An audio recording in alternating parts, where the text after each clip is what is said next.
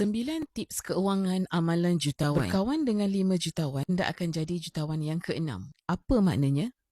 Apabila kita bergaul dengan jutawan, kita dapat tahu apa habit mereka, terutamanya apabila melibatkan pengurusan keuangan. Tetapi, jika anda tiada kawan berstatus jutawan, anda boleh ambil pengajaran daripada jutawan itu sendiri. Sebenarnya, sudah banyak tips keuangan yang dikongsikan oleh jutawan dalam penulisan blog dan buku. Saya kongsikan 9 tips keuangan yang diamalkan oleh jutawan dari penulisan Tuan Muhammad Zulkifli Syafi'i, penulis buku Wang Emas dan buku Misi Bebas Hutang.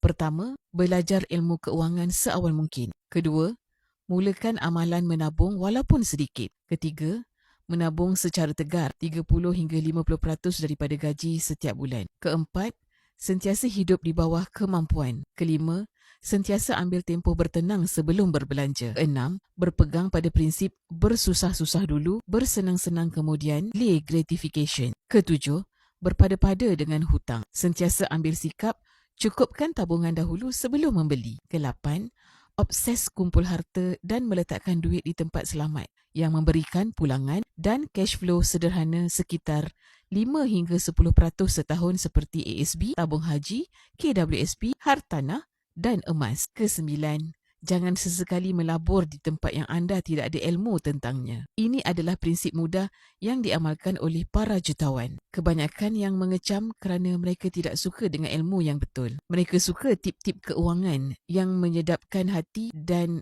yang tidak mengubah apa-apa. Semoga ini memberikan anda inspirasi dan boleh follow saya untuk info lanjut tentang emas.